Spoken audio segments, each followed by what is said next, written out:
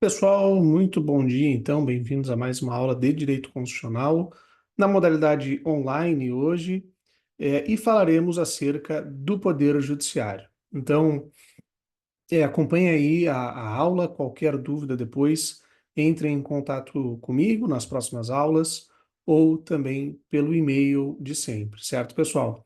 A nossa aula aqui, ela será, de maneira expositiva hoje, acerca da temática do Poder Judiciário, e também contará com leitura adicional para que a gente possa trabalhar com alguns temas mais recentes, mais recorrentes que envolvem o Poder Judiciário no seu desenho, não só um desenho republicano, um desenho democrático aqui no Brasil, como também algumas nuances da sua forma de exercício, da sua forma de atuação hoje no Brasil, no Brasil de hoje. Pessoal, nossa estrutura, então, do Poder Judiciário, um quadro institucional do Poder Judiciário, é aquele que nós já conhecemos, parte a partir do STF e desce para os tribunais superiores, STJ, TST, Tribunal Superior Eleitoral e o Supremo, aliás, o Superior Tribunal Militar, né, que vai exercer duas funções de maneira dogmática, né, vai exercer é, uma competência recursal dos juízos militares no dia a dia, nos tempos de paz, mas em tempos de guerra ele seria formado é, para julgar exatamente as questões brasileiras envolvidas durante uma guerra, por exemplo. Abaixo do STJ, nós teríamos os tribunais de justiça, os tribunais regionais federais. Abaixo do Tribunal Superior do Trabalho, nós temos os TRTs. Abaixo do TSE, nós teremos os TSRS. Abaixo do STM, os tribunais militares. E abaixo desses, os juízes, né? Juízes de direito, juízes federais, juízes do trabalho, juízes eleitorais e os juízes militares.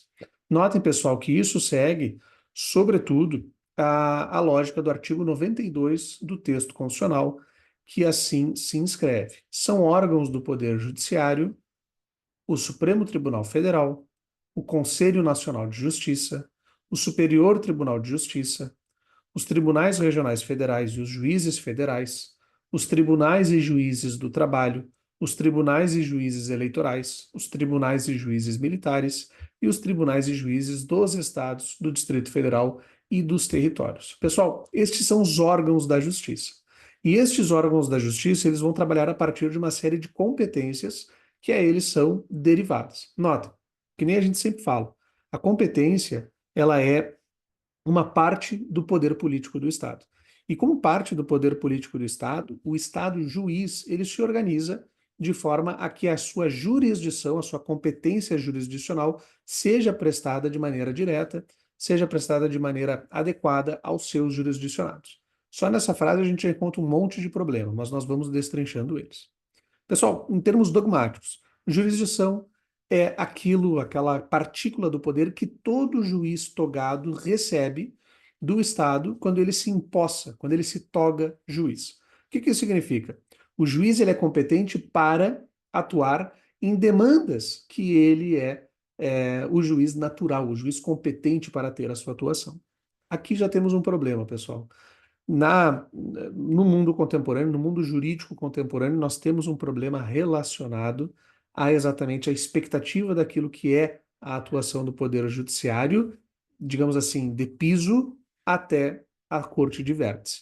Nós temos uma modulação entre aquilo que acontece no sentido de uma consolidação de tribunais de vértice, da formação de precedentes, da harmonia jurisprudencial que os tribunais de vértice devem fazer, com uma sobreposição daquela tarefa jurisdicional de piso, que é efetivamente conhecer dos casos, analisar as provas e tomar uma decisão em primeira instância. Essa tomada de decisão em primeira instância, pessoal, ele tem sido muito modificada a partir de uma dinâmica renovada dos precedentes, né? Quando nós temos os precedentes trazidos pelo Código de Processo Civil, na modalidade como eles trazem lá em 2015, no 926, 927 e, sobretudo, ampliados na sua importância a partir do artigo 988 do Código de Processo Civil, nós temos uma renovada importância dos precedentes no Brasil. De modo que hoje a gente pode, com toda certeza, com várias letras, colocar que há uma sobreposição no sentido de que o STF, inclusive até o STJ, mas o STF acaba adotando mais essa posição, sobretudo em matéria constitucional, vai julgar como se fosse julgar em primeira instância os casos, ainda que ele não possa ingressar no âmbito da análise probatória, ainda que ele não possa ingressar no âmbito da produção de provas efetivamente, mesmo aquelas pré-constituídas, contexto probatório, mas ele também não pode produzir prova. Ainda assim, nós temos recursos, âmbitos de atuação direta do Supremo Tribunal Federal, do Superior Tribunal de Justiça, para ficar nesses dois, que pode, né, sobrepor, pode tornar secundária a importância de um juiz de primeiro grau, o que não é verdade. Há dignidade nos juízes de primeiro grau e essa deve ser respeitada. Nós estamos falando aqui, sobretudo, pessoal, sobretudo, da possibilidade que nós temos hoje. E notem que a gente já vai trazendo aqui temas interconectados que nós já trabalhamos ao longo do semestre para que nós possamos fazer exatamente esse cotejo. Nós estamos falando da hipótese de manejo de uma reclamação diretamente ao tribunal do qual o precedente esteja sendo desrespeitado, para que o tribunal mantenha a sua autoridade sobre o precedente. Então, nota, o Tribunal Regional do Trabalho decide de um modo diferente ao que será decidido, ou que parece decidir o STF em relação a alguns temas. O tema que está agora em pauta é o da terceirização. Quando nós estamos diante de um caso de pejotização e queremos aplicar o precedente da terceirização, não sou do trabalhista, então pode ser exatamente o contrário, terceirização e pejotização, nós, juízes de primeiro grau, não conseguiríamos realizar a nossa jurisdição plena, pois basta que a parte recorrente do empresário ingresse com uma reclamação, aliás, que é parte reclamada, né, do empresário, ingresse com uma reclamação, reclamação de outro tipo, não reclamação trabalhista, mas essa reclamação do 988, que o STF manda que os autos retornem ao Poder Judiciário de primeiro grau, de primeira instância, ao juiz do trabalho, nesse nosso caso, e aplique o precedente como o STF entende que ele deve ser aplicado. Então há uma sobreposição nesse sentido. Nós perdemos um pouco a essência do juiz natural, do juízo natural. Esse princípio do juiz natural que é tão caro. Bom, mas seguimos, né, exatamente no estudo dogmático do Poder Judiciário a partir desse quadro. As competências do Poder Judiciário são estas: decidir em primeira, segunda e terceira, entre aspas, muitas aspas, instâncias, né?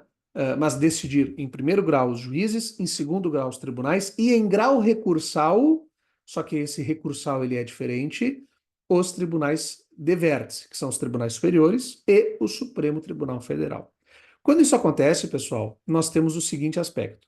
Do primeiro para o segundo grau, vocês vão ver isso na matéria de processo civil recursos, há efeitos de encaminhamento da matéria do primeiro para o segundo grau. Então, quando há a adstrição, quando há a restrição da lide, quando há a conformação da lide pelas partes no primeiro grau, nós decidimos a partir daquilo que as partes nos entregam, tá? Em exceção às questões de ordem pública que sempre devem ser manejadas.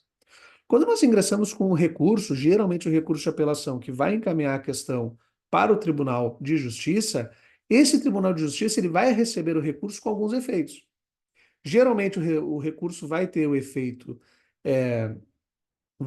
suspensivo, nós não vamos executar uma sentença até que seja resolvido no tribunal a questão, mas, pessoal, existe também o efeito devolutivo, que é o efeito que vai fazer com que a matéria que for encaminhada ao tribunal pela parte recorrente, e aí pode ser pela parte adesiva também, mas pela que recorre, seja aquilo que o tribunal entrega de volta para as partes. Só que aí é que vem o detalhe, e um detalhe muito importante. Lá nos artigos 102 e 105, Supremo Tribunal Federal e Superior Tribunal de Justiça, Nos incisos 3 do caput desses artigos, nas alíneas A e C dos respectivos incisos 3 do 102 e do 105, nós teremos as previsões dos recursos extraordinário e recurso especial, também chamado de recursos excepcionais. Esses dois recursos, pessoal, eles fazem com que a matéria chegue a uma terceira instância, por favor, com muitas aspas. Eles cheguem a um grau recursal superior ou supremo. Nesse sentido, quando nós estamos diante desse acontecimento, nós não estamos ali para debater o mérito da demanda. E esse aqui é um problema. Nós não estamos ali perante o Superior Tribunal de Justiça ou perante o Supremo Tribunal Federal para falar acerca do processo do Lucas. Nós estamos ali para falar sobre o direito. E isso é uma questão, pessoal, muito paradigmática do nosso sistema de acesso à justiça.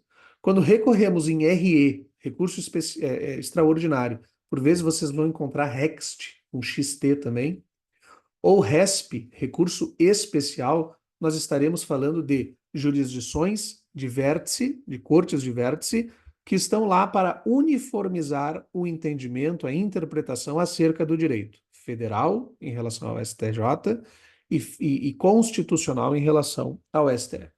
Estamos lá, portanto, não para decidir a causa do Lucas, se ele pagou ou não pagou o contrato, se ele foi ou não foi o agente que cometeu o crime, se ele pode ou não pode se aposentar, se ele tem ou não tem razão em que ele fez horas extras, em que ele cumpriu o horário noturno.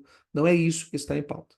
O que está em pauta é eventual erro ou necessidade de harmonização da jurisprudência a partir daquilo que é posto, daquilo que é colocado no caso. Então, notem, o que está em jogo quando estamos apresentando recurso ao STF e ao STJ não é a causa, é o direito. É a interpretação acerca do direito. A linha A, caberá recurso especial extraordinário da negativa de vigência a texto de lei constitucional ou texto de lei federal, no caso do STJ. E a linha C, quando houver divergência jurisprudencial na interpretação do direito federal, STJ, constitucional, STF. Quando nós estamos diante disso, portanto, pessoal, nós temos várias súmulas, né, que vão trabalhar com as hipóteses daquilo que cabe, daquilo que não cabe, ao exercício da jurisdição, ao exercício do poder do judiciário, mas o mais importante e algumas dessas questões são óbvias, mas também são necessárias de conhecimento e apreensão. A súmula 83, se eu não me engano, súmula 83 vai nos falar acerca da necessidade, pessoal, de que a matéria tenha sido já pré-questionada no processo. Ou seja, nós não podemos, e aqui eu vou falar tudo de maneira mais ampla, para que nós possamos introduzir esses temas todos que vocês, na verdade, vão terminar de ver lá na disciplina de processo constitucional e também na disciplina de recursos em processo civil. Mas notem a necessidade de nós estudarmos isso aqui de maneira sistemática primeiro, para que vocês saibam o que nós estamos falando. Quando falamos que precisamos que a matéria seja pré-questionada, estamos falando que no STF, no STJ, não admite-se inovação recursal. Essa inovação recursal, ela não pode ser admitida em matéria constitucional, porque estaríamos falando de uma tentativa de surrupiar, de realmente, aí sim, criar uma terceira instância de julgamento, o que não nos é permitido. Nós temos direito ao duplo grau de jurisdição, a duas instâncias de julgamento. A terceira, entre aspas, não é uma instância de julgamento, é uma instância de harmonização da interpretação acerca do direito constitucional. Essa é a questão da existência do STF e do STJ, não a causa do Lucas. Agora, se fosse admitida a inovação recursal, estaríamos diante de uma terceira instância, o que não existe. Claro, o STF vai poder decidir aquilo sobre o que ele quer decidir. Muitas vezes já ocorreram casos em que era necessário o ingresso no exame fático probatório, isso aconteceu, que não estavam pré-questionadas as matérias, mas a matéria merecia ser julgada, isso também aconteceu. Mas essas são exceções. A regra é essa, precisa estar pré-questionado. Outra regra, pessoal, Súmula 7 do STF, 279 do STJ. Ou o contrário. Não admite-se, não admite-se reexame fático probatório da demanda no exercício da função recursal, recurso especial, recurso extraordinário. Por que isso, pessoal? Não podemos analisar provas, não podemos analisar contexto fático probatório nas instâncias excepcionais. Por quê? De novo, não estamos discutindo o mérito, não estamos discutindo a causa, estamos discutindo o direito. Qual é o melhor delineamento do direito, para onde o direito deve caminhar, o que ele deve significar e como nós o interpretamos. É para isso que está ali bem constituído, é para isso que está formado o sistema recursal às cortes de vértice. E por que cortes de vértice, né, pessoal? Cortes de vértice ou cortes de precedentes é, na linguagem que o professor Daniel Mitidiero adota, e que eu acho correta, é fazer exatamente esse movimento. Nós temos cortes que formam interpretação. E essas cortes que formam interpretação, elas formam interpretação para ser aplicada a sua interpretação em outros tribunais. Então, eles concentram uma função interpretativa do direito, uma função harmoniosa da interpretação jurídica, e não de outra forma. Então, nós precisamos garantir a interpretação jurídica como foco na atuação do Poder Judiciário e não desviar para outras tantas competências que se podem assumir em termos de cortes supremas, né? Então, se acostumem com isso. Cortes supremas, cortes superiores, cortes de vértice, cortes de precedente. Cada um desses termos vai encaminhar exatamente um sentido, claro, não único, mas vai encaminhar um sentido que favorece, que privilegia, que exalta exatamente uma das qualidades possíveis de termos nestas cortes, nesses tribunais.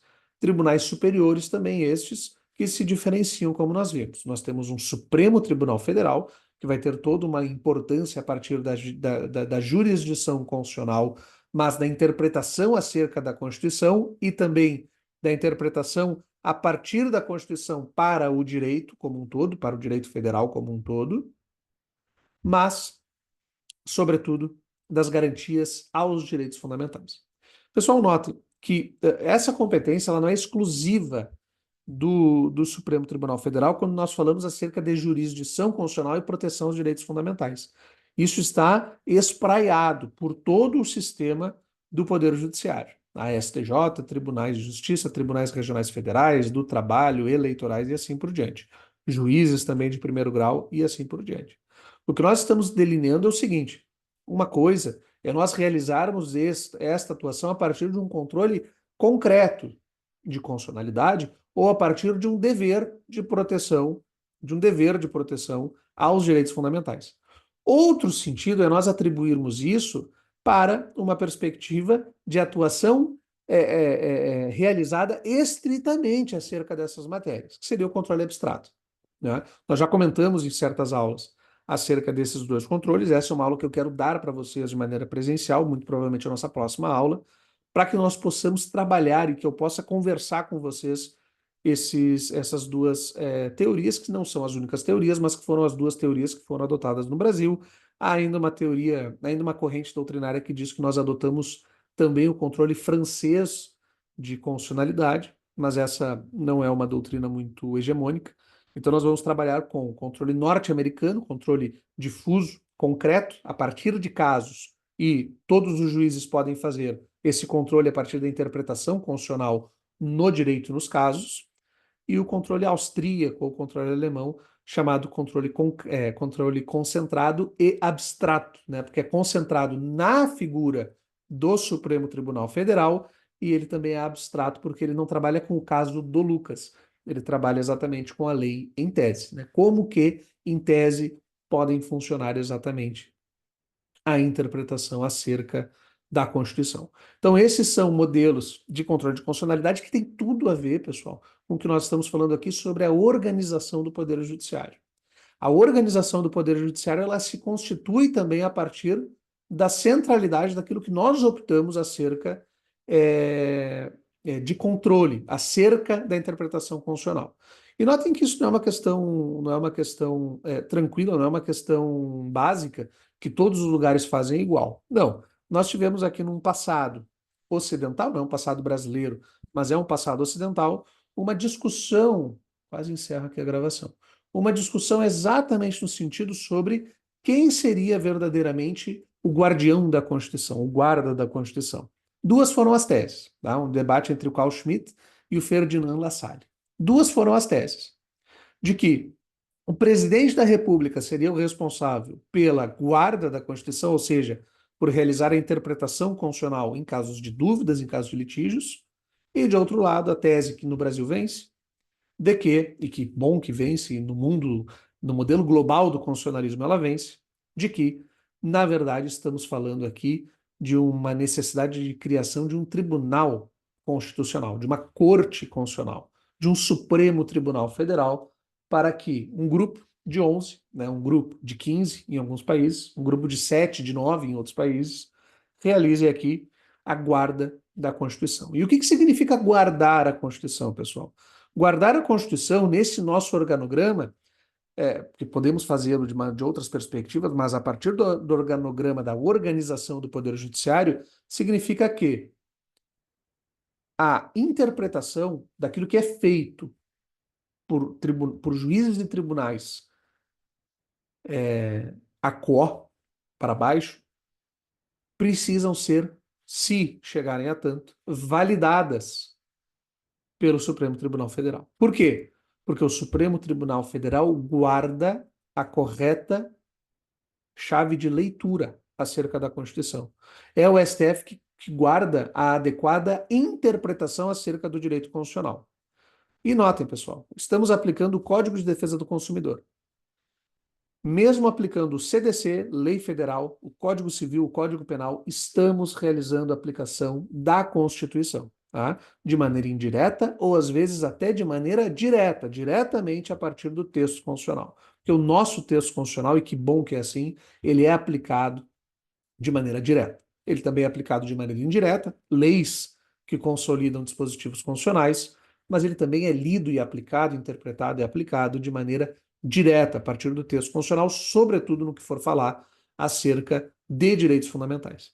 E nesse sentido, pessoal, a atribuição e a formação dessa convicção, desse poder e dessa competência ao Supremo Tribunal Federal é, sem dúvidas nenhuma, muito importante. Por quê? Porque nós estamos trabalhando exatamente com a hipótese de que o Supremo Tribunal Federal consiga realizar uma correta interpretação acerca da Constituição Federal, da Constituição da República Federativa do Brasil de 1988, mas o faça a partir de uma lógica racional, de uma lógica argumentativa, de uma lógica que possa ser explorada, exprimida e demonstrada publicamente.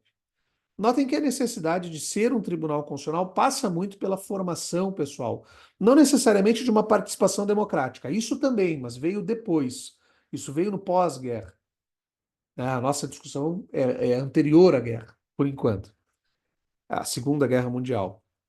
Mas é sobre publicidade, é sobre conhecer, é sobre um problema de conhecimento do direito. Qual é o direito que eu quero conhecer? Qual é o direito que eu quero segurar? Qual é o direito que eu quero poder conhecer para basear a minha vida, para conseguir criar os meus filhos, criar as minhas empresas, ter os meus negócios? Qual é a interpretação acerca do texto constitucional que eu posso me basear para ter uma confiança legítima no Estado, para me sentir igual aos demais do Estado, para ter para ter, sobretudo, dignidade naquilo que eu faço no Estado e a partir do Estado e para o Estado. É para isso que serve, então, o nosso sentimento constitucional. E para isso tudo, pessoal, na Constituição Federal, nós prevemos, ali no artigo 99, uma autonomia administrativa e financeira ao Poder Judiciário. Notem, o Poder Judiciário, para exercer todo esse cabedal de competências que lhe é colocado, é dado a ele uma certa autonomia. Autonomia financeira, autonomia administrativa, autonomia funcional. Da mesma forma que é o Ministério Público que nós já falávamos.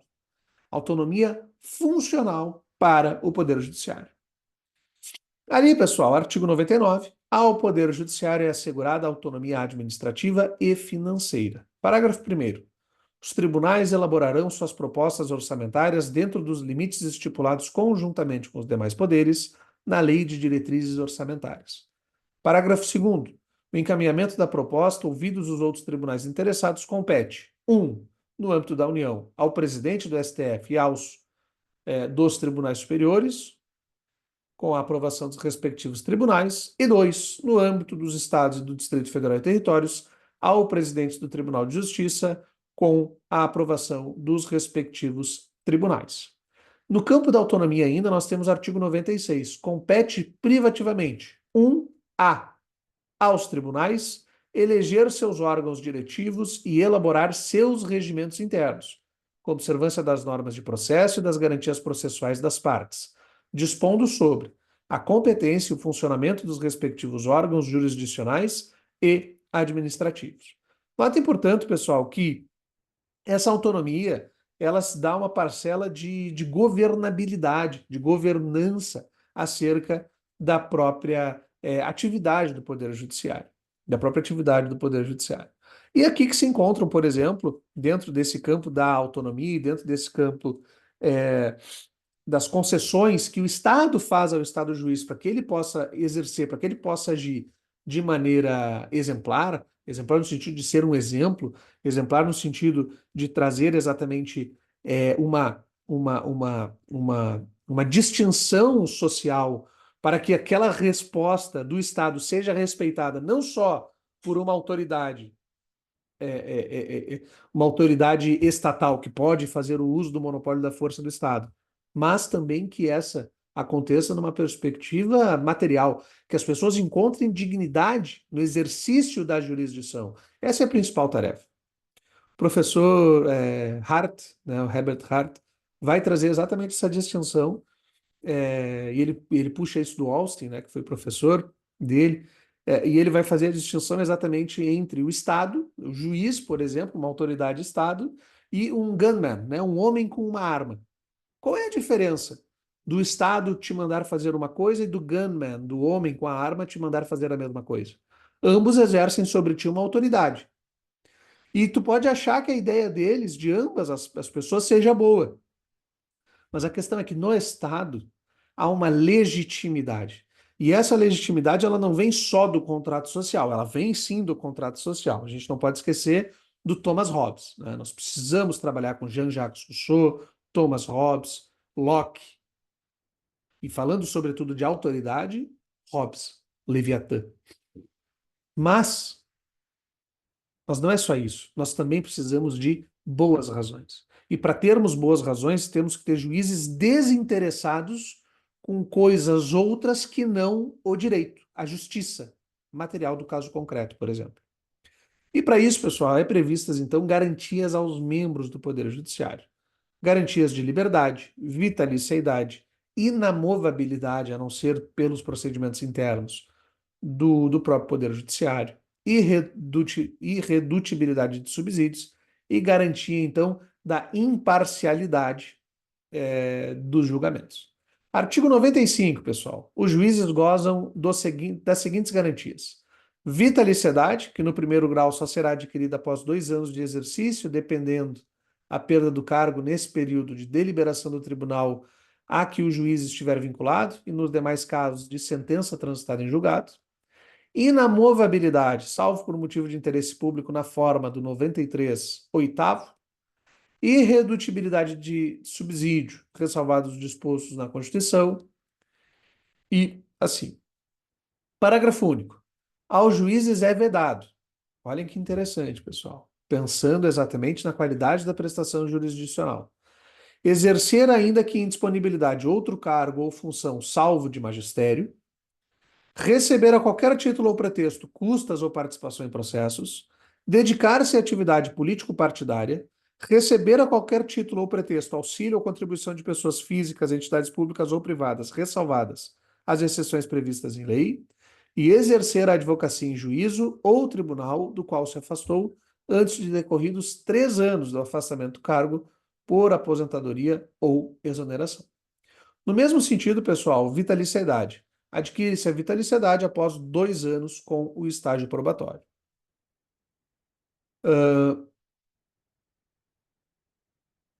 Mesma coisa, inamovabilidade. Sendo titular do cargo, só poderá ser removido ou promovido por iniciativa própria e nunca de ofício, né?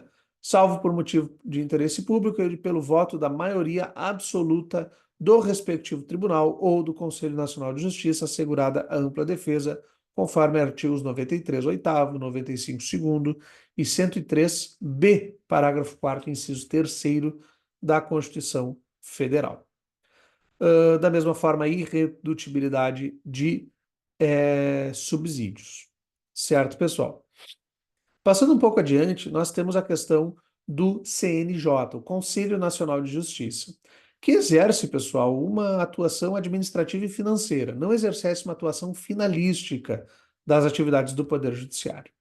Ela foi criada pela importantíssima Emenda Constitucional 45 de 2004, alterou gravemente num sentido não ruim nem bom, alterou de maneira sistemática o direito constitucional brasileiro, a organicidade é, do sistema de justiça no Brasil, que cria a Emenda Constitucional 45, não só o CNJ, mas, por exemplo, as súmulas vinculantes, altera a competência do Senado Federal em relação ao Supremo Tribunal Federal, enfim, uma emenda constitucional importantíssima que merece ser estudada. O CNJ, pessoal, então, exerce um controle administrativo e financeiro e dos deveres funcionais da justiça, tá? Mas faz isso de maneira regimental. O CNJ, composto por 15 conselheiros, sendo 9 magistrados, 2 membros do Ministério Público, 2 advogados e 2 cidadãos de notável saber jurídico e reputação ilibada, né? Como o professor aqui, né? Não na questão do notável saber jurídico, isso é debatível, mas da reputação ilibada.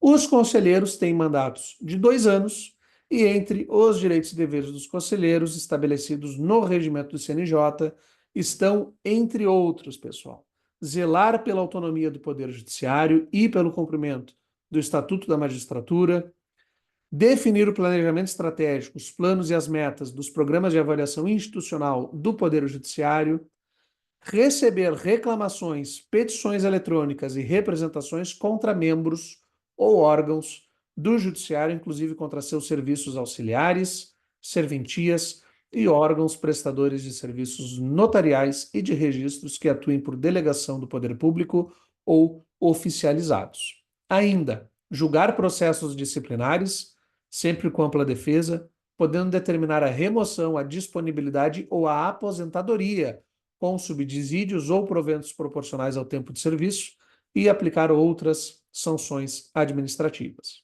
Também melhorar práticas e a celeridade processual da prestação jurisdicional no país. Pessoal, o CNJ é um órgão de extrema importância no Brasil e faz, então, esse controle, esse manejo acerca da qualidade prestacional. Faz como se fosse quase que uma gamificação, faz um ranking, faz uma competição acerca dos tribunais. A questão, pessoal, que nós precisamos nos atentar, sobretudo como advogados, vocês advogados do futuro, é acerca de se há uma suficiência na forma como o CNJ realiza essas aferições. Se é basicamente, única e exclusivamente, nós verificarmos, como muitas vezes nós verificamos, se há apenas uma suficiência na relação de, vamos lá, verificar a produtividade do tribunal. Se o tribunal foi produtivo ou se ele não foi produtivo. Isso, pessoal, não nos interessa tanto, a produtividade do tribunal em relação à qualidade prestacional. Porque daí nós estamos falando de óticas totalmente diferentes. Quando estamos falando da produtividade, estamos falando do único e simples, análise acerca de quantos processos foram julgados. Mas a questão é, processos julgados nem sempre, sobretudo agora na época da inteligência artificial, são processos bem julgados. Mas, professores, estamos falando do Poder Judiciário brasileiro. E o Poder Judiciário brasileiro, vocês têm toda a razão, é altamente demandado, tem muito processo, tem muita coisa para fazer, tem pouco juiz e precisa trabalhar. Por quê, pessoal? Porque somos uma população, somos uma cultura brasileira do litígio. Nós gostamos de judicializar, nós gostamos de litigar, gostamos de estar dentro do Poder Judiciário. E existem vários textos que vão explicar isso. Um que eu sempre recomendo, já recomendei para vocês também, é exatamente aquele texto da Ingeborg Maus, O Poder Judiciário como Superego da Sociedade, em que ela vai analisar, vai juntar direito e psicologia para trazer exatamente esses elementos. O porquê que nós gostamos de judicializar. O porquê que nós não podemos, como quer o CPC, como prioriza, por exemplo, a justiça multiportas, o sistema de justiça multiportas, por que que nós não podemos ingressar, vamos lá, na arbitragem? Tudo bem, muito caro. Na negociação entre as partes. Alguma conciliação com um conciliador público ou privado, numa mediação. Por que que nós não seguimos nessas instâncias de, desoneração do Poder Judiciário e dois, como é que colocamos isso em termos? Uma um trazer para si da responsabilidade acerca da condução da sua própria vida, dos seus próprios litígios. Pensem em vocês, uma família que entra em estado de separação, né? Tem que tratar do patrimônio e tem que regularizar agora a convivência com os filhos. Por que que nós levamos isso a um terceiro poder judiciário? Por que que o poder judiciário tem que falar, tem que ver acerca dos direitos da nossa família? Por que que judicializa-se isso? É uma questão de orgulho? É uma questão de incapacidade? Porque se for incapacidade, perfeito, pode ser judicializado, mas também pode ser contratado. Em vez de um advogado, um psicólogo. Em vez de um psicólogo, um planejador para organizar, para dividir, para separar as tarefas, os momentos, as datas, os dias, os horários dos filhos, a gestão do patrimônio, a divisão desse patrimônio, também pode ser feito. Mas por que a judicialização? Pessoal, a judicialização ela nasce de um sentimento, não vou dizer egoísta, não vou dizer errado, é um sentimento daquilo que é seu por direito. Mas a gente muitas vezes esquece que o outro também tem direito. E a judicialização, muitas das vezes, nasce de problemas que são insolucionáveis. Insolucionáveis. E ao juiz é colocada uma questão fatal. Não há, não há justiça efetiva em muitos dos casos. Não há justiça efetiva, pessoal, num filho que vai ver o casal brigar, os pais brigarem por causa de patrimônio, ou porque o Natal vai ser na casa de um ou na casa de outro. Isso é uma decisão terceira, de uma terceira parte, que por mais preocupada com a criança, por mais empenhada na questão afetiva, a juíza seja, o juiz seja, é uma pessoa terceira. Não é a pessoa que está envolvida no litígio. Não é a pessoa que está vivendo aquela briga. E, portanto, a decisão não vai ser autônoma. A decisão não vai ser adequada a partir de um ponto de vista pessoal, das pessoas envolvidas no litígio. Claro, a escuta ativa, o levar em consideração o que a criança quer, tudo isso é importante. Mas tudo isso é posterior. Anteriormente, nós temos uma questão básica. Por que estamos litigando?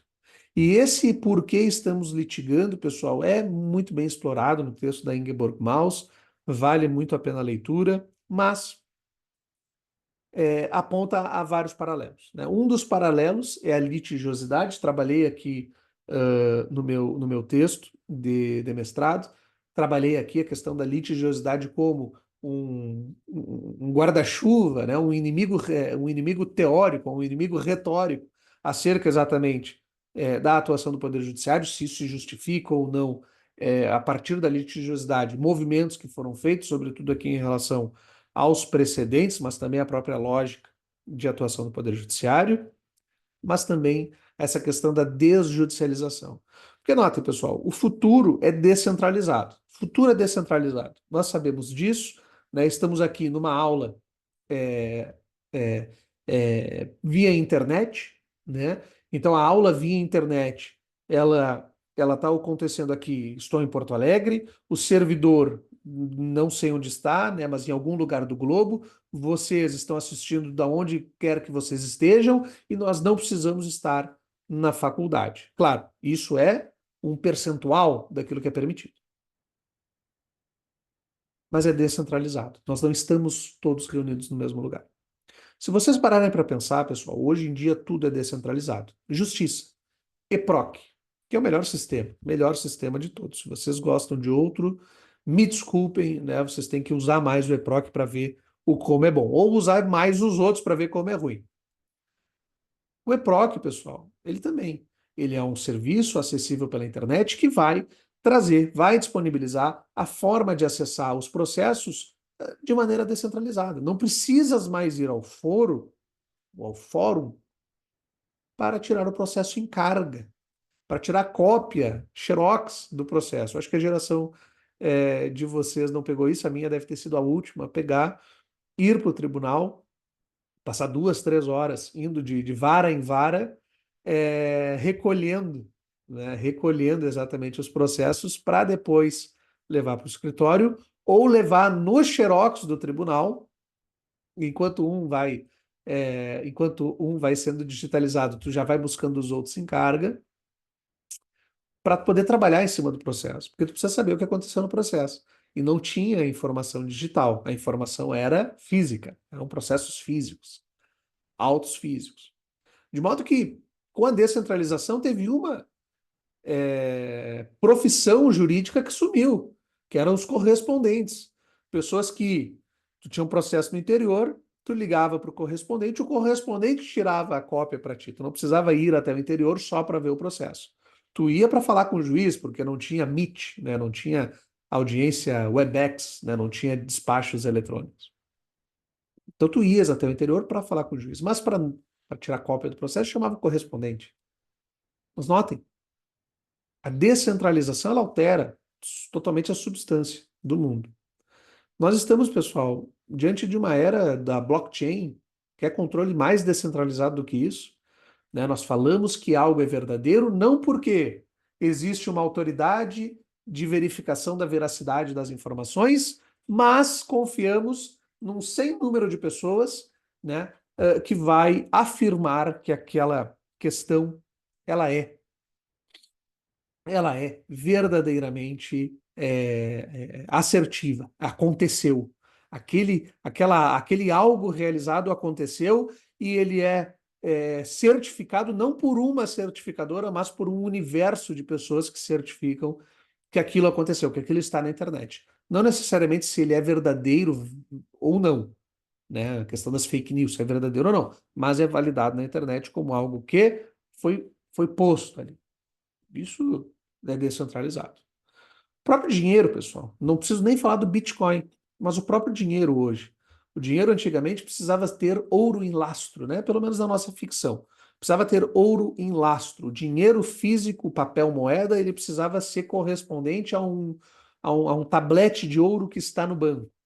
Hoje em dia, nosso dinheiro não só é virtual, não existe ouro em lastro, de modo que se todo mundo tentar sacar o dinheiro, dinheiro não há, nem papel, muito menos ouro. E de outro modo,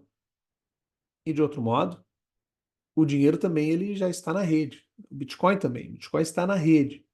Não existe uma autoridade central.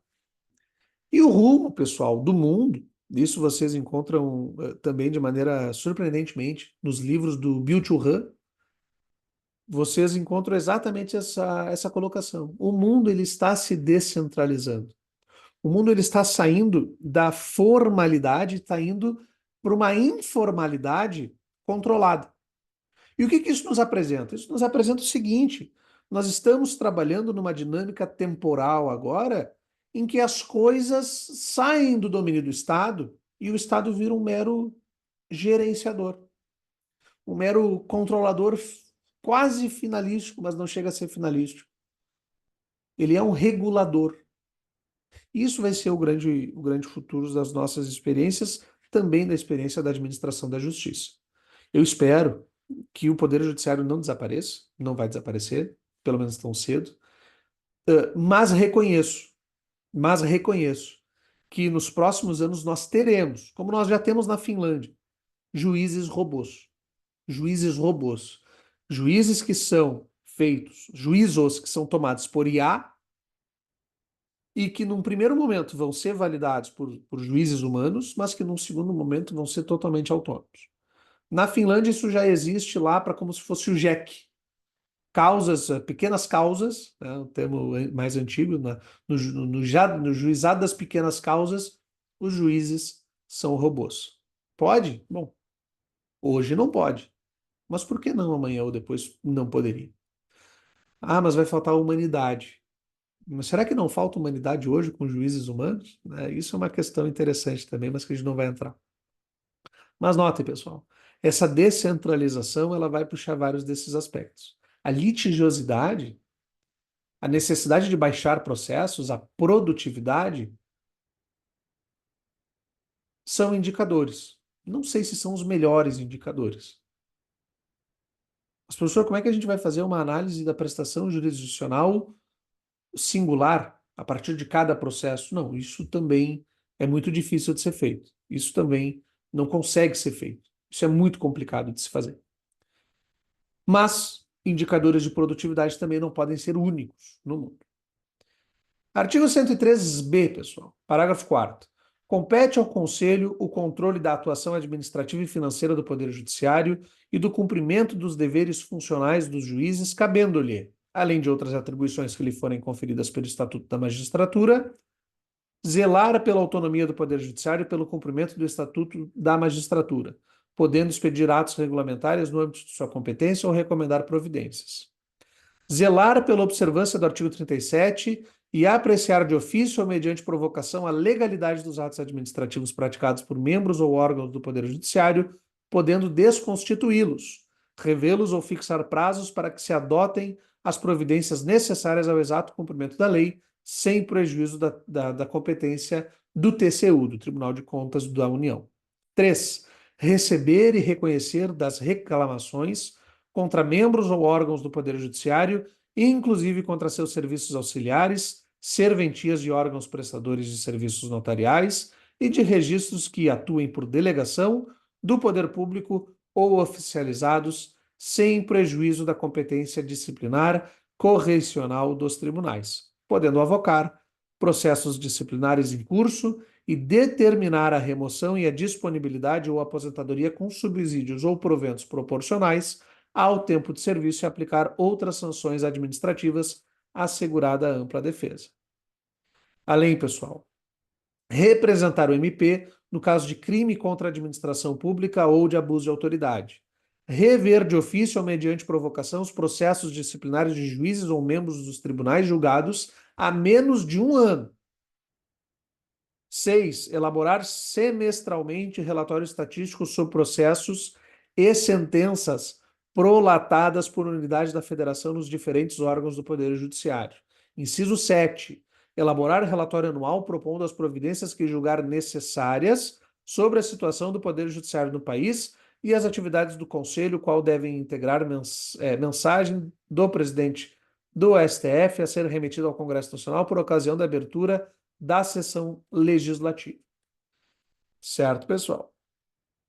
Depois, nós teremos a questão acerca exatamente das competências.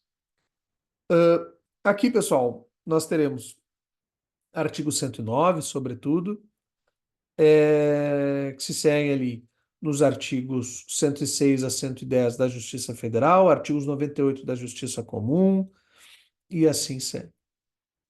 No entanto, aqui, na competência do artigo 109.1, nós estaremos diante do seguinte no texto constitucional. Aos juízes federais compete processar e julgar as causas em que a União, entidade autárquica ou empresa pública federal forem interessadas na condição de autoras, rés, assistentes ou oponentes, exceto as de falência, as de acidente do trabalho e as sujeitas à Justiça Eleitoral e à Justiça do Trabalho. Quando a União Federal estiver envolvida no litígio ou interesse seu estiver envolvido, a competência será da Justiça Federal. Inexistindo esse envolvimento ou interesse, a competência será residualmente da Justiça Estadual ou da Justiça Ordinária, ou então da Justiça Comum dos Estados. Então, fixamos a competência federal, o que não for da competência federal cai para a competência comum, para a Justiça Comum dos Estados. Se a matéria, no entanto, for especial, aí nós estamos falando da Justiça Especial, né? Que são os nossos órgãos do trabalho, eleitoral e militar. Pessoal, ainda temos um inciso. Não, é isso. Falando agora, essencialmente, da forma de ascensão ao cargo de desembargador, nós temos a hipótese mais recorrente, a hipótese de 4/5 mais recorrente, que é exatamente a ascensão pela carreira da magistratura, ou então o nosso famoso quinto constitucional, que está previsto lá no artigo 94. Artigo 94 da Constituição. 1/5 dos lugares dos TRFs, dos Tribunais dos Estados e do Distrito Federal e Territórios será composto de membros do Ministério Público, com mais de 10 anos de carreira e de advogados de notório saber jurídico e de reputação ilibada, com mais de 10 anos de efetiva atividade profissional. Indicados ambos, em lista sêxtupla, pelos órgãos de representação das respectivas classes. Geralmente, pessoal, abre uma vaga, vai o que não foi ainda, digamos o MP, a próxima vaga da OAB. E assim a gente vai alternando. Recebidas as indicações, o tribunal formará a lista tríplice, enviando-a ao Poder Executivo, né, no caso do Tribunal de Justiça, Poder Executivo é aqui o nosso governador do estado, que nos 20 dias subsequentes escolherá um de seus integrantes da lista sêxtupla e fará então a sua nomeação. Pessoal, uma questão interessante acerca, sobretudo quando a gente fala de controle de constitucionalidade, nós precisamos falar,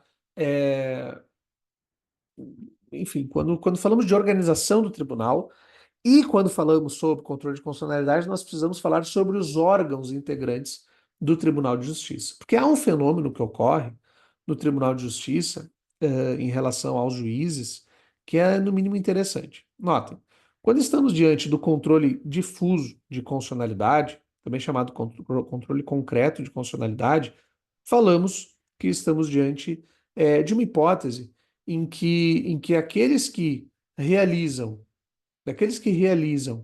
uma, um escrutínio de constitucionalidade, eles podem, no primeiro grau, o juiz de primeiro grau, ele pode declarar a inconstitucionalidade de uma lei. A questão é que no Poder Judiciário, nós não temos no STJ essa possibilidade integral de realização do controle de constitucionalidade por qualquer desembargador. Então, notem, em termos de controle de constitucionalidade, o juiz de primeira instância ele é mais poderoso do que o desembargador do tribunal. Porque o tribunal, para julgar inconstitucional uma demanda, ele deve fazê-lo a partir de uma cláusula de reserva do plenário.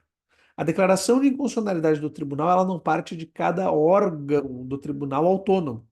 Ela parte de um exercício conjunto do tribunal.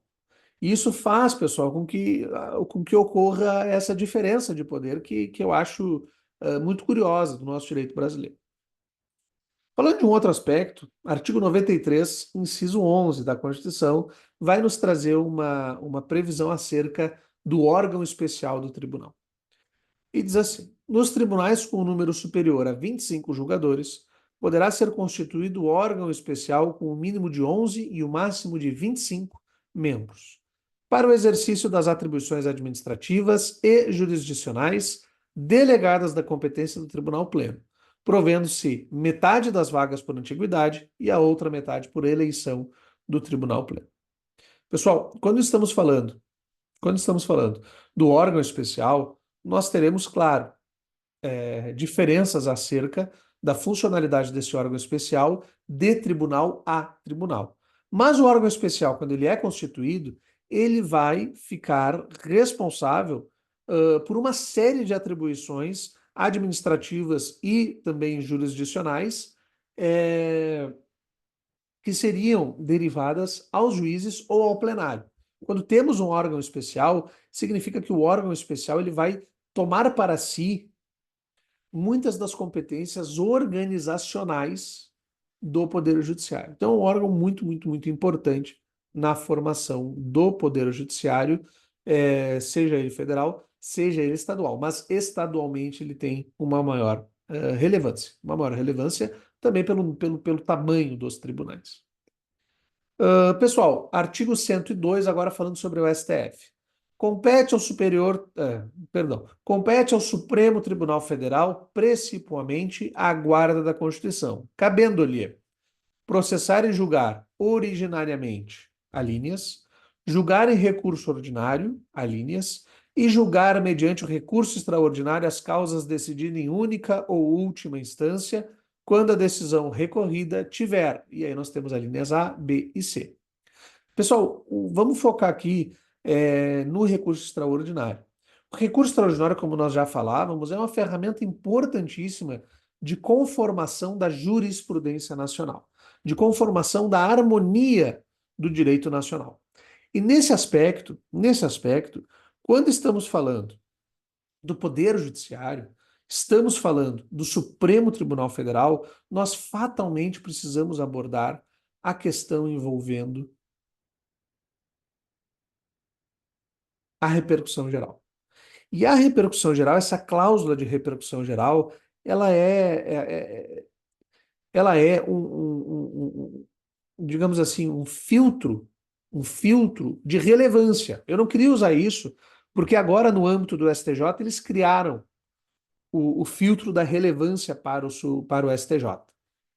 Mas a repercussão geral, ela traz uma ideia, talvez equivocada no nome dela, de que essa repercussão teria de ser geral e que isso bastasse. A repercussão tem de ser geral, mas isso não basta.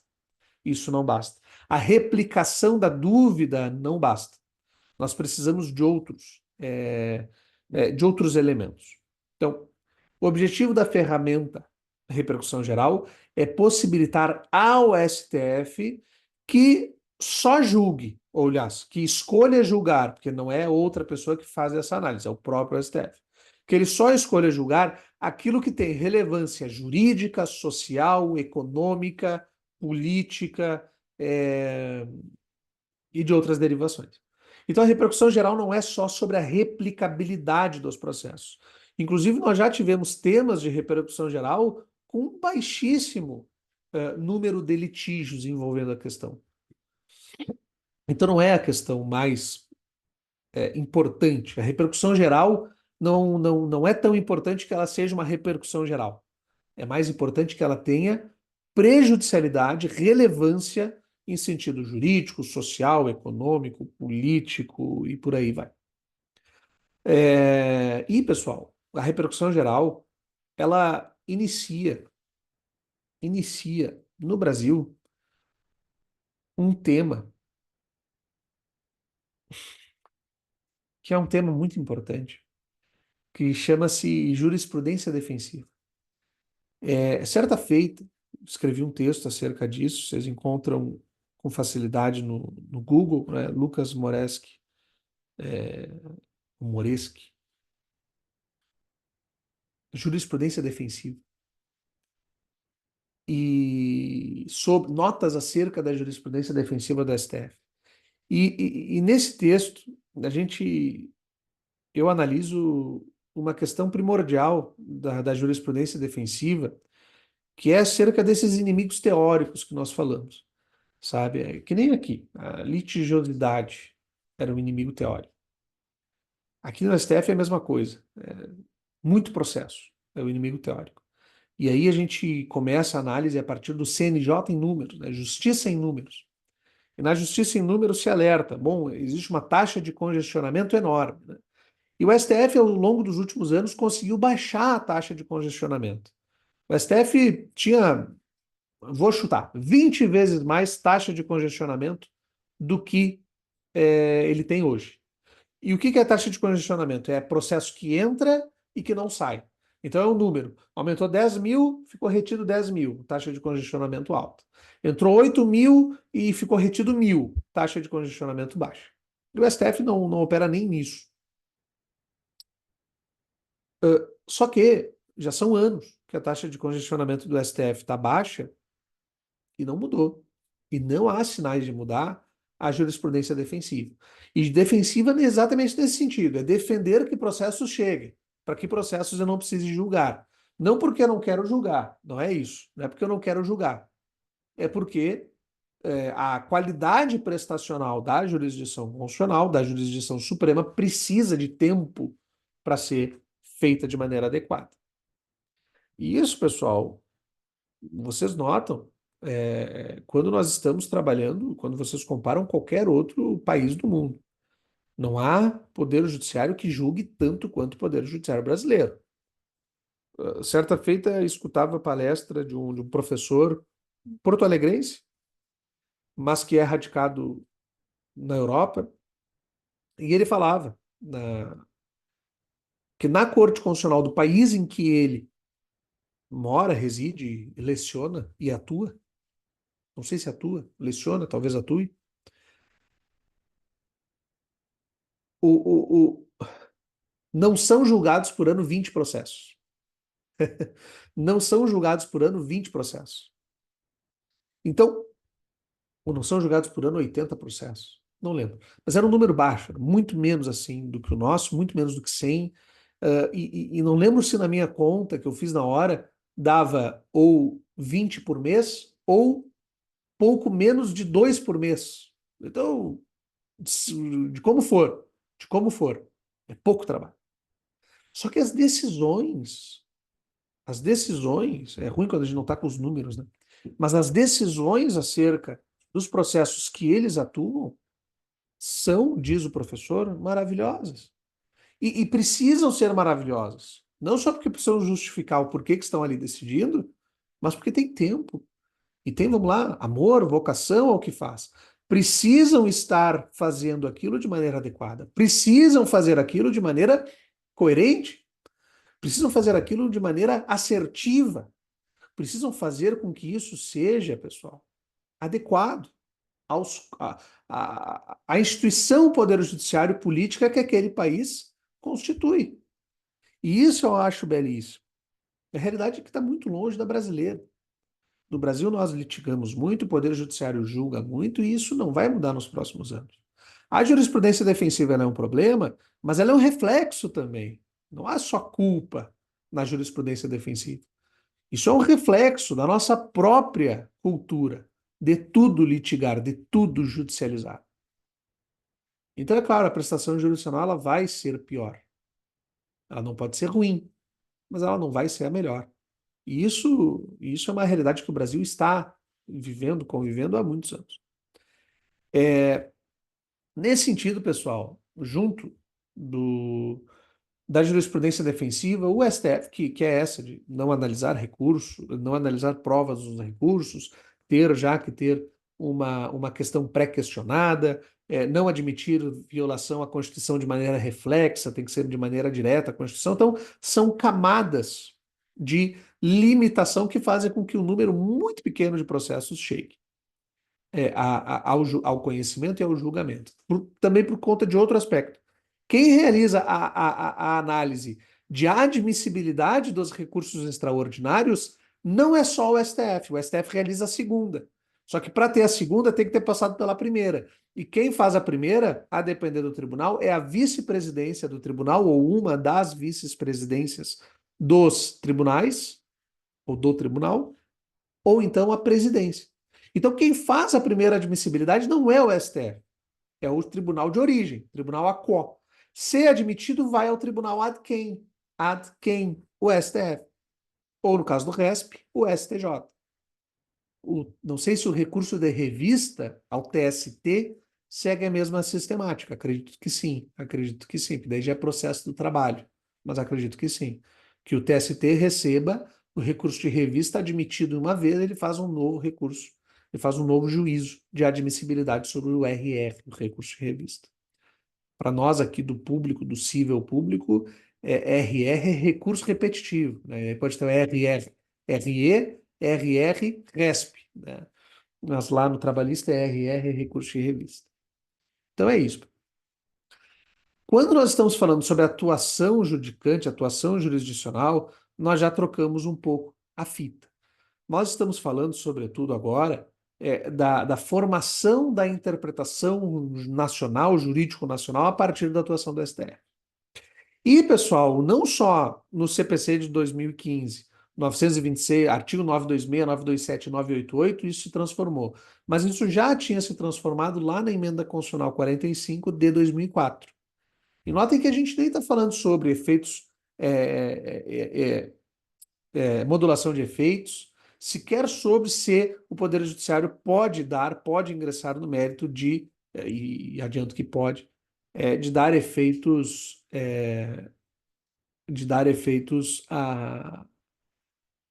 expansivos à sua coisa julgada, aquilo que ele julga, aquilo que ele determina de maneira definitiva.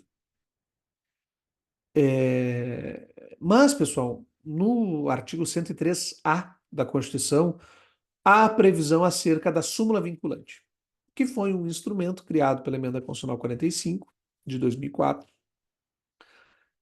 que faz com que, não de maneira inédita, mas de maneira até inspirada, no Instituto Português dos Assentos, aliás, tem um livro belíssimo sobre isso, professor Castanheira Neves, o Instituto dos Assentos e a sua função jurisdicional, judicante.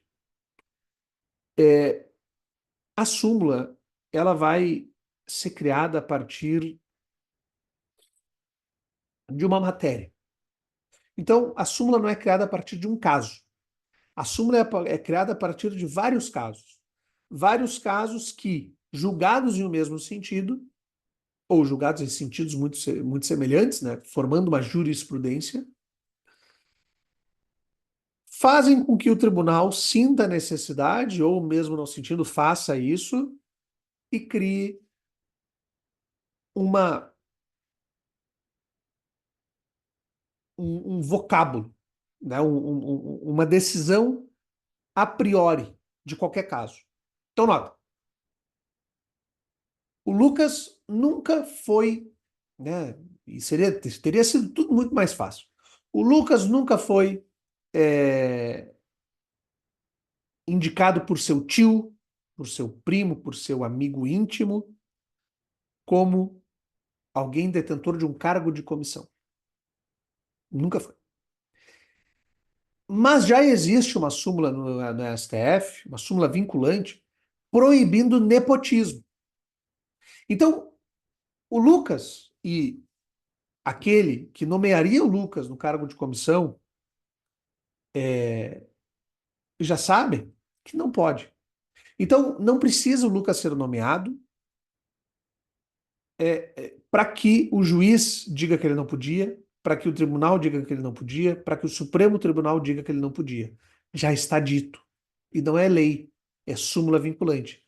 Não pode cargo em comissão a partir de nepotismo. O nepotismo é vedado, inclusive o cruzado. Tu pega o meu filho que eu pego o teu. Também não pode. Nepotismo, ele é proibido no Brasil. É proibido por lei? Não. Proibido por súmula vinculante. E essa súmula vinculante, ela nasce a partir de uma replicação de processos que fez com que o STF decidir pela última vez sobre isso. E decide pela última vez sobre isso esculpindo um enunciado de súmula vinculante. 103A. O Supremo Tribunal Federal poderá, de ofício ou por provocação, mediante decisão de 2/3 dos seus membros, após reiteradas decisões sobre matéria constitucional, aprovar súmula que, a partir de sua publicação na imprensa oficial, terá efeito vinculante e erga omnes também, que não está no texto, em relação aos demais órgãos do Poder Judiciário e à administração pública direta e indireta nas esferas federal, estadual e municipal, bem como proceder à sua revisão ou ao seu cancelamento na forma estabelecida pela lei. Nota: o STF pode criar a súmula vinculante, o STF pode modificar ou anular, cancelar a súmula vinculante. Mas, enquanto a súmula vinculante está em vigor, em pleno vigor, a súmula vinculante, ela ordena, ela comanda, ainda que a priori. Porque notem, pessoal, por que o a priori e o a posteriori? A questão do a priori e do a posteriori no Poder Judiciário e a questão das súmulas, das jurisprudências, dos precedentes obrigatórios, ela é muito interessante. Em tese, quem realiza ponderações e toma decisões a priori, ou seja, antes de qualquer caso, ou antes do caso, é o Poder Legislativo. A lei é feita de maneira anterior e abstrata, fora de casos. O judiciário, em tese, e de maneira clássica, ele atua a posteriori, depois do caso, sobre o caso e a partir do direito. E a partir do direito. Discussão que travamos e que é infinita, infinita. Acerca, começa lá em Roma, aliás, transcende, mas começa em Roma. Claro que nada se cria, tudo se transforma. Isso aí já tinha também em outros lugares, já tinha na Grécia, por exemplo, já se trabalhava com essa questão no Egito. Mas daí é fugir da nossa tradição. Nossa tradição ela inicia entre Grécia e Roma. Agora, quando nós falamos que o Poder Judiciário ele atua a priori, nós estamos reconhecendo a ele uma capacidade legislativa, sem sombra de dúvidas, e não há medo em relação a isso. Não há medo em relação a essa afirmação. O Poder Judiciário ele pode legislar. E ele legisla não pela lei. Ah, professora, no regimento interno? Não, também, mas daí é a função atípica, interna. O Poder Judiciário legisla sobre direito externo, federal, constitucional, e ele faz isso a partir exatamente desses instrumentos de uniformização de interpretação, súmula vinculante, precedentes obrigatórios, decisão de repercussão geral, tomada de decisão de ação direta de constitucionalidade. Ele toma essas decisões. Isso é adequado, isso é legal, isso não tem problema nenhum. Isso não tem problema nenhum. Mas nós temos, agora trabalhando com uma discussão que nós veremos também numa aula, isso trabalha também uma outra distinção. É uma distinção acerca das competências. Se dois poderes podem tomar uma decisão acerca da mesma coisa, isso dá um desacerto. Nós tivemos uma questão agora exatamente nesse sentido. Se eu não me engano, é que tiveram muitas provas agora nos últimos finais de semana. Mas, se eu não me engano, foi uma questão do, da prova de analista do Ministério Público aqui do Rio Grande do Sul. Se eu não me engano, posso estar enganado. Aliás, várias vezes estou. Mas, nessa prova, eles perguntaram o seguinte: quem é que mudou a jurisprudência acerca da improbidade administrativa? Tirou ela da modalidade ou dolosa ou culposa e passou ela só para a modalidade dolosa. Foi o STF, com o tema 1199, 1199, 309 e com a ADI 7236. Quem é que fez? Ou foi a lei 14.230? Foi o STF ou foi a legislação? E nota, a legislação é de 2021. O STF já tinha tomado várias decisões anteriores a isso e já tinha um sentimento, um sentido normativo do direito fruto do STF, da jurisprudência do STF que estava em consolidação. E já, na verdade, já estava consolidado.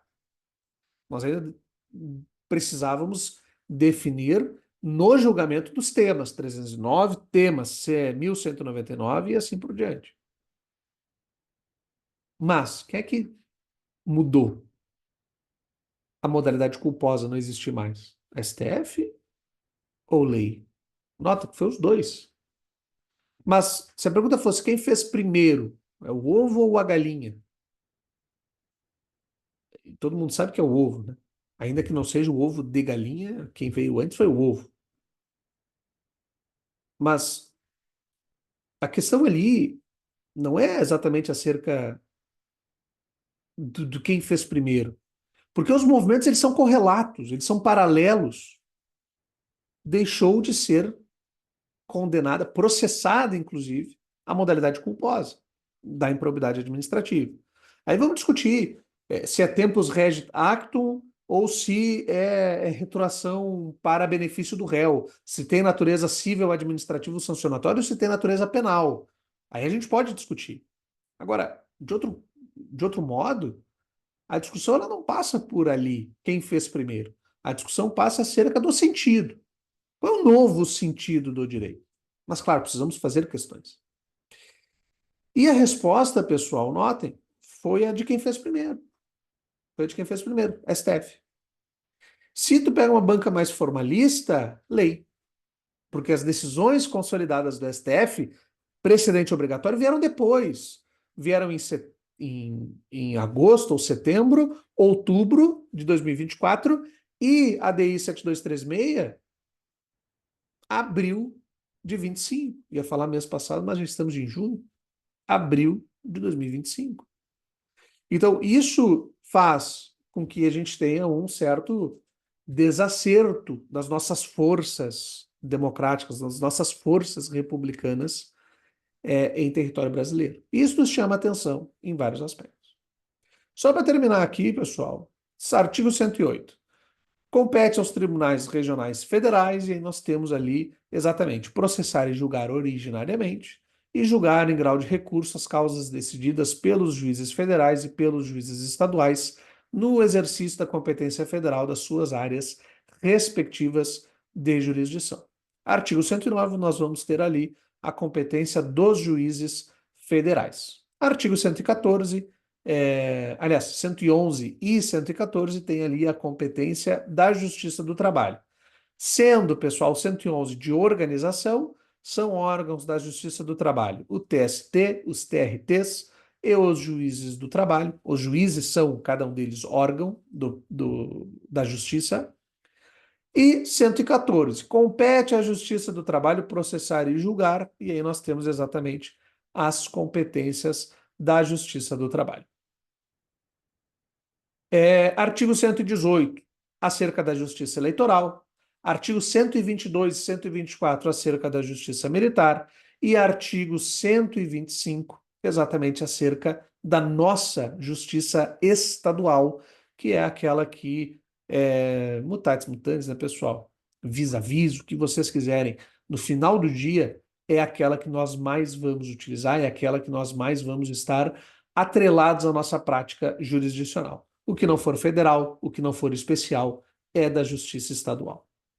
Certo, pessoal? Espero que tenham gostado da aula. Qualquer dúvida, vocês entrem em contato comigo. Não pensem duas vezes em me contatar. Pode ser pelo WhatsApp, pode ser pelo e-mail, pode ser pelo Instagram, né? Qualquer meio é inexcusável aí de fazer contato comigo, tá? Eu vou deixar um texto também para leitura da nossa atividade de hoje, e eu peço, pessoal, tá? Para que vocês entreguem como um exercício, como uma validação da presença, um comentário, um comentário acerca da aula de hoje, acerca das nossas reflexões, acerca do texto, daquilo que vocês mais se sentirem confortáveis. Achou uma notícia acerca de uma atuação do Poder Judiciário, acerca de uma colisão, assim, de um sentimento normativo do direito que foi dificultoso, acerca de uma súmula que vocês acham interessante, traz, comenta, faz análise jurídica e posta lá na nossa atividade, lá no nosso Moodle, porque vai ser bem interessante conseguir ler, conseguir conversar com vocês sobre esse tema, um dos temas mais importantes que nós temos no direito brasileiro hoje, e falamos também, sem prejuízo desse tipo de comunicação escrita, nos falamos presencialmente na nossa próxima aula, certo? Um grande abraço, fiquem bem e até a próxima.